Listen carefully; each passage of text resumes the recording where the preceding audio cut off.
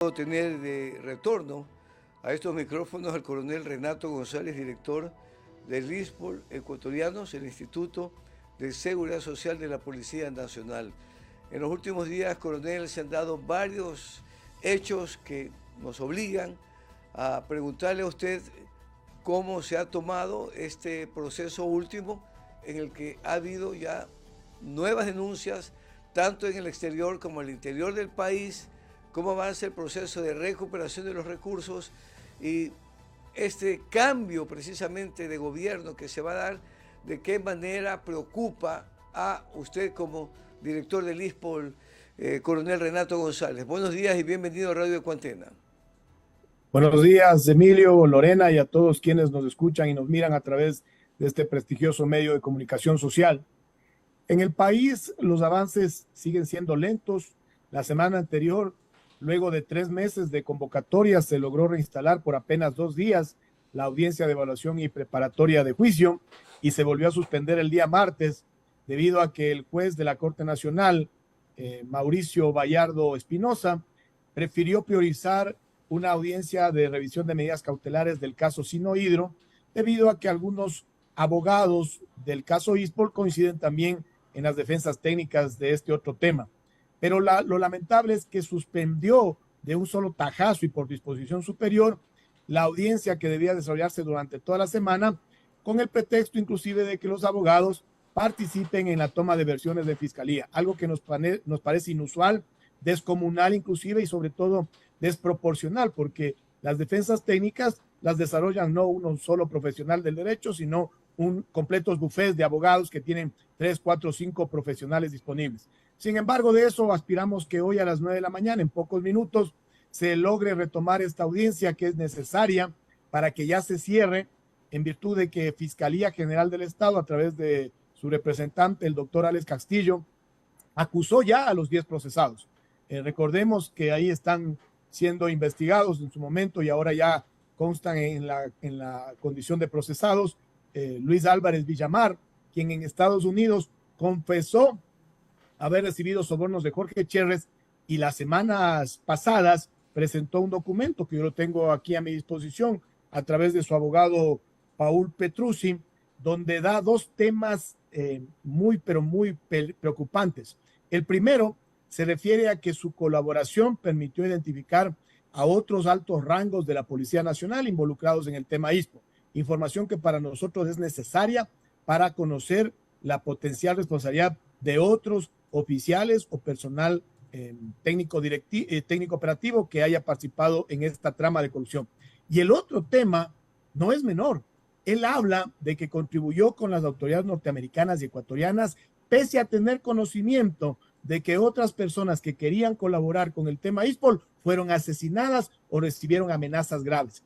Esto lo que hace es cerrar la estela de corrupción, darnos ya la clara imagen de crimen organizado, político, económico, transnacional, como lo manifestamos. Y en el ámbito interno, usted tiene toda la razón, Emilio, al decir que no solo el director general, el conglomerado policial y yo creo que la colectividad en general debe estar atenta al desempeño, inclusive a los ofrecimientos que realicen los candidatos presidenciales, porque he podido palpar que solo uno de ellos se ha reunido con personal policial en servicio pasivo y ha manifestado su clara intención de continuar en estas tareas de recuperación. Pero los demás candidatos presidenciales, sobre todo, no han manifestado nada. Están mutis por el foro respecto al tema ISPOL. Como yo digo, ¿será que no escuchan, no comprenden o simplemente no quieren involucrarse en estas tareas de recuperación que en la actual administración han llegado a la suma cercana a los 341 millones de dólares? Lo preocupante, coronel, es que en todo este escenario se van aumentando muchos hechos que prueban que definitivamente, como usted viene mucho tiempo atrás denunciando, hay una red internacional organizada en el tema, porque han habido empresas que han sido creadas de manera irregular en países como Estados Unidos, y eso ha derivado una cadena inclusive que ha llevado asesinatos dentro de todo este entramado, como es el caso del señor Cherres.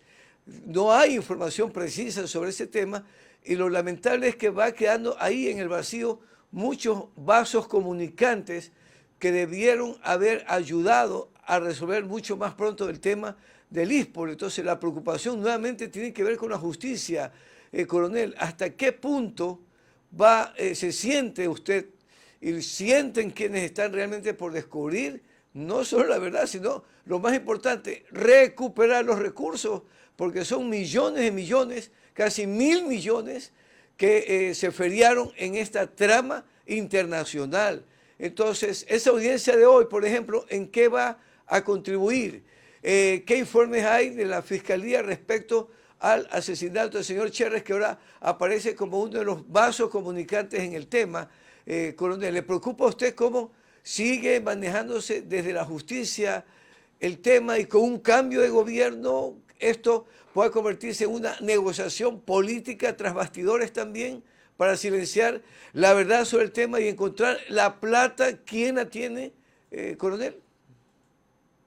El objetivo final del ISPOL siempre ha sido el recuperar los recursos, porque de nada nos sirve tener 10, 15, 20 sentenciados y ni un solo dólar que regrese a las arcas de nuestra institución.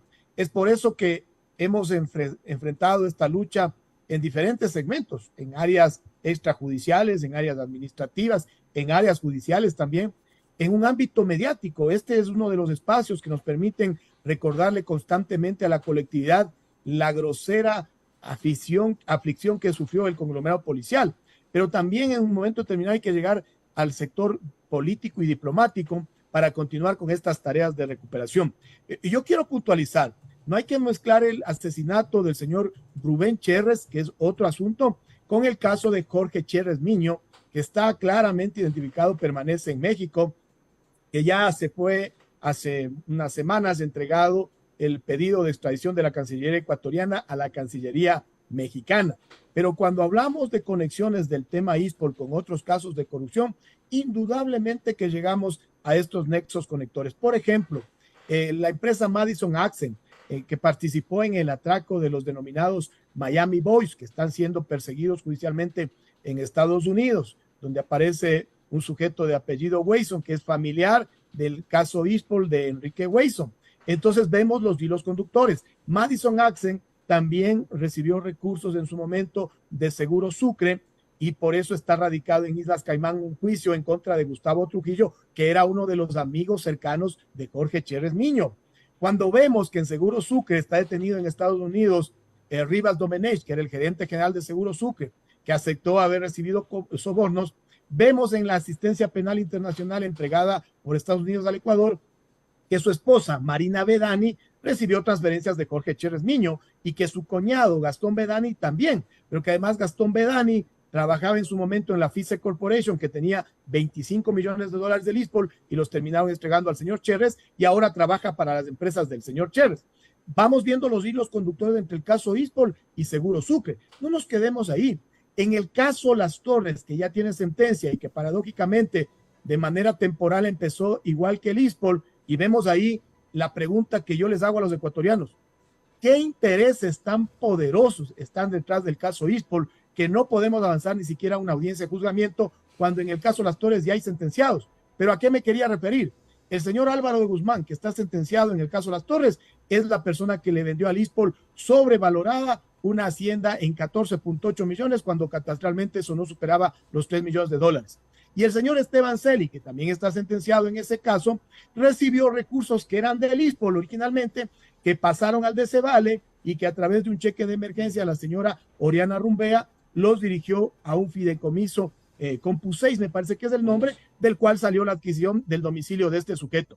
Vamos viendo los hilos conectores entre el caso ISPOL, Seguro Sucre, caso Las Torres, pero podemos seguir enumerándolos. Es decir, lo que debemos comprender los ecuatorianos es que las figuras visibles no son finalmente los titiriteros que están detrás. Hace pocos días acaba de recibirse la información del tema Petroecuador cuando Nielsen Arias asumió recibir 17 millones de dólares de sobornos. Es una cantidad estratosférica. Pero lo que debemos preguntarnos, ¿era Nielsen Arias el cerebro central de ese caso? Es como en el tema ISPOL, ¿fue Jorge Cherres Miño la figura central? Y la respuesta es no. Hay poderes políticos y criminales detrás de estas personas que son visibles, que lo que buscan es granjearse la impunidad. Coronel, una pausa muy breve y retornamos con usted para conversar de otros temas que tienen que ver con el caso de ISPOL. Volvemos en un minuto.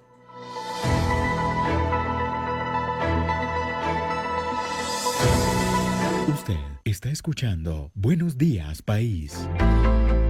Este es un espacio de clasificación A, apto para todo público, de contenido P, publicitario.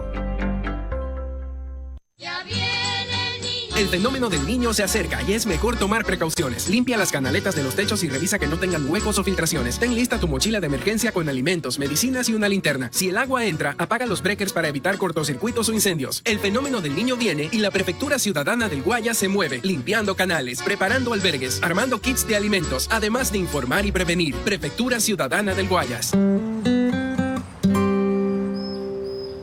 Autorización número 0263. Elecciones anticipadas 2023 y consultas populares Yasuní y Chocó Andino. Fin de espacio publicitario. Volvemos con Buenos Días, País. 8 de la mañana con 49 minutos, pero al interior de la institución también, coronel, usted hace un tiempo atrás, en Plan B, denunciaba una nueva red de corrupción en el ISPOL cuando se aperturaban estos temas y comenzaron los escándalos. Titulaba "El ISPOL le cierra el paso a la corrupción con préstamos en línea", y ahí aparece un datito muy importante. A usted lo llamó un oficial del interior del país, le envió un mensaje de texto que le decía: "Mi coronel 7.3, buenos días. Mi coronel, para que tenga conocimiento, me llegó estos audios manifestando que un servidor policial de Quito, del ISPOL, está solicitando una cantidad de $3.000 por un supuesto cupo para acceder a un crédito de la cantidad de $100.000. Le envío el audio y pueda reconocer la voz y sea verdad que el policía está trabajando allá en Quito". Esto que parecía una sencilla denuncia por WhatsApp, etcétera, en mensajes de textos, etcétera, se convirtió en la averiguación de una red que fue proliferando y avanzando al interior de la institución. Usted indicó que le cerraba el paso a la corrupción en esos días. Está cerrado el paso definitivamente. Y, coronel, la pregunta del millón es: ¿se está creando un sistema para blindar la institución, para que nunca más se repita esto? Porque hay tanto dinero por medio en el ISPOL que lógicamente puede llegar un nuevo funcionario en lugar suyo, puede venir un nuevo representante de la organización y sucede que se pueden volver a repetir los hechos. ¿Cómo blindar la institución, coronel? Hay que tener claridad que las tentaciones siempre van a estar presentes y yo no puedo garantizar que en la actualidad ya no se cometan actos de corrupción al interior del ISPOL. Lo que sí yo puedo asegurarles es que, como en el caso que usted lo ejemplificó, apenas recibimos cualquier tipo de información, por más suave o banal que parezca, nosotros realizamos el procedimiento adecuado y lo ponemos a disposición de la justicia ecuatoriana. En este caso, presentamos la denuncia, entendemos que la investigación avanza, pero no se nos ha llamado ni siquiera a dar versión. Sin embargo, no nos dormimos en los laureles. ¿Qué hemos hecho en todos estos meses? Implementamos ya la norma 37001 antisobornos y la norma 37301 de cumplimiento. Somos la primera institución en Sudamérica, tanto pública o privada, que tiene las dos normas implementadas de manera simultánea, y eso nos llena de mucho orgullo. No solo eso, en inicios del año ya se plasmó la creación de la unidad de cumplimiento, es decir, ya tenemos un oficial de cumplimiento con su analista respectiva que tienen que verificar constantemente se cumplan todas las normas en los diferentes ámbitos de la gestión administrativa del ISPOL. Y estamos por instituir un verdadero departamento de auditoría interna, porque la auditoría que en este momento contamos es la que proviene de la Contraloría General del Estado. Adicionalmente, contratamos con la Bolsa de Valores de Quito el sistema informático de la Casa de Valores y el sistema de emisión bursátil, es decir, el SICAP y el CEP, para que todas nuestras transacciones, como dispone el artículo 37 de la Ley de Mercado de Valores, se realicen de manera bursátil, es decir, transparente, públicas. Por eso es que la semana anterior recibimos un galardón de la Bolsa de Valores de Quito, reconociendo el impulso al mercado de valores ecuatoriano, pero sobre todo el inusitado trabajo y de manera transparente. Acabé de recibir también el reporte de la organización no gubernamental la Corporación Participación Ciudadana, que monitorea el nivel de acceso a la información pública y de transparencia en nuestra página web, y aunque tuvimos un descenso en el primer trimestre de este año, en el segundo trimestre nos hemos recuperado y pretendemos siempre mantenernos en esos estándares. Pero nada es suficiente, mi estimado Emilio. Debemos poner una serie de controles horizontales y verticales que prevengan y que en su momento determinado mitiguen los niveles de corrupción. El riesgo cero no existe, eso es una utopía, pero sí le garantizo que cuando hay voluntad, cuando hay decisión, cuando hay pasión por lo que se hace y compromiso, las cosas van fluyendo. Hemos otorgado casi 600 millones de dólares y aunque hemos recibido pequeñas denuncias como las que usted manifestó de intenciones de actos de corrupción que finalmente no se han podido comprobar, sí nos llena de satisfacción que alrededor de 30,000 asegurados hayan recibido esas cantidades de dinero muy altas y que ya no estén en manos de un tipejo como Jorge Chérez, sino que a través de 42,000 operaciones crediticias vayan a solucionar los problemas financieros de nuestro conglomerado policial. Pero con eso además contribuimos, y lo hemos hecho, para que la economía ecuatoriana se movilice. Y continuaremos. Tenemos dos ámbitos de acción, las inversiones privativas y los préstamos que damos a nuestros asegurados, que ya bordean los 600 millones de dólares desde el mes de agosto a la actualidad, y también las inversiones no privativas que son con terceros y donde buscamos diversificar para tener la posibilidad de apoyar a diferentes empresas de los sectores reales y también del ámbito financiero.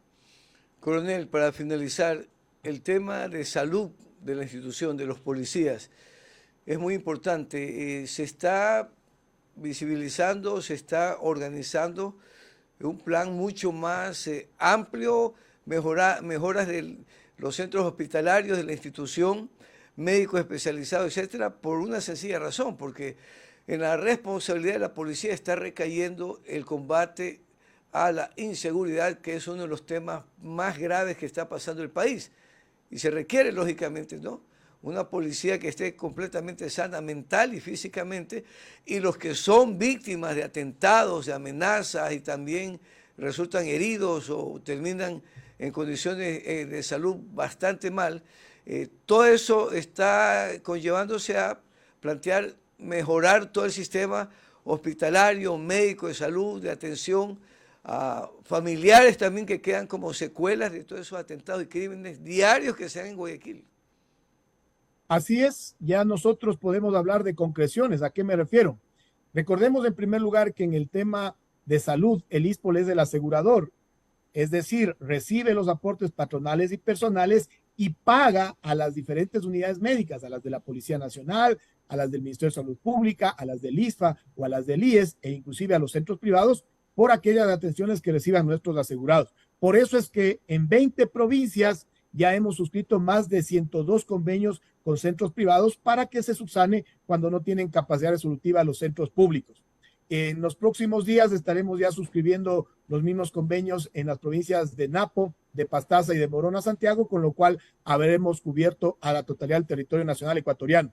Pero eso es en el ámbito de responsabilidad del ISPOL. Nosotros presentamos mensualmente el informe donde plasmamos las cantidades que hemos pagado a las unidades médicas de la Policía Nacional y a los centros privados y desglosamos los 15 centros privados que más recursos han recibido. Pero en el plano de la Policía Nacional, tengo que felicitar la gestión que en un momento la inició mi general Giovanni Ponce, que por motivos institucionales tuvo que salir de la Policía Nacional en el mes de febrero, pero que él ya dejó las bases de este proceso de intervención en los dispensarios médicos a nivel nacional y que la ha retomado con mucho entusiasmo mi coronel Cristian Barreiro desde la Dirección Nacional de Atención Integral en Salud, mi general Víctor Hugo Zárate como coordinador administrativo financiero, bajo las disposiciones que les emite mi comandante general Fausto Salinas. Eso nos permitió, Emilio, hace 2 semanas del sábado, inaugurar en Ambato ya el primer centro médico tipo B completamente rehabilitado, que tiene la capacidad de atenderles en medicina general, en psicología, en pediatría, en ginecología, inclusive en laboratorio y en fisiatría, es decir, como corresponde, con 12 profesionales médicos. Este es el punto de partida de este proceso de transformación de los centros médicos a nivel nacional. En las próximas semanas realizaremos un proceso similar en el dispensario médico del TENA, y la intención es que en este segundo semestre del 2023 se puedan rehabilitar 10 centros de salud, el siguiente año 10 más y el subsiguiente año concluir con los 36 centros para que todos los centros de salud estén intervenidos. Pero adicionalmente, estamos ya realizando los pasos iniciales para el diseño y construcción de 3 nuevos hospitales policiales, uno en el sur del país, otro entre las provincias de Manabí y Santo Domingo, el tercero en Quito, que va a ser el hospital N3, el de especialidades, y no descartamos también la construcción de un hospital básico N2 en Guayaquil, porque las actuales instalaciones ya cumplieron su vida útil, están en un deplorable estado y lo más sano ahí, lo más saludable, inclusive lo más económico, es construir un nuevo hospital nivel básico N2 en Guayaquil. Coronel, excelente informe, como parte positiva también de esta labor que engloba pues una serie de actividades de lucha contra la corrupción. Muy gentil por habernos atendido esta mañana, coronel. Éxitos. Muchas gracias a ustedes, un saludo cordial. Buenos días. 8 de la mañana, 59 minutos, segundos días, Lorena Jiménez y Emilio Espinosa les dice buenos días y hasta mañana.